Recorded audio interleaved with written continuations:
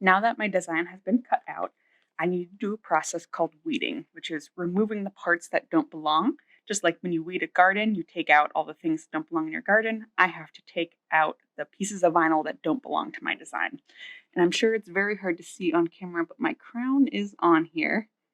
And I'm going to first use just a pair of scissors. These are Cricut scissors, but you can use any craft scissors. And cut off the extra piece. So this is not part of my design.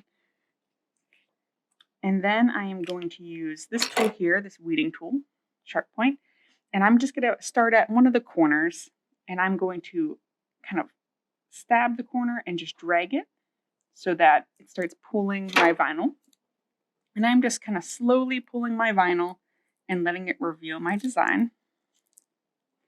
And sometimes pieces need a little bit of help sticking to the backing. And that's why we just kind of remove the vinyl slowly.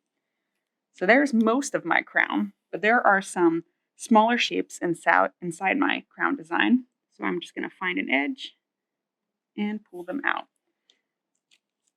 This process is probably one of the longest processes for the Cricut. Some people don't like weeding, some people love weeding. I personally like it. I think it's very relaxing. The more complicated your design is, the longer this process will take. So keep that in mind.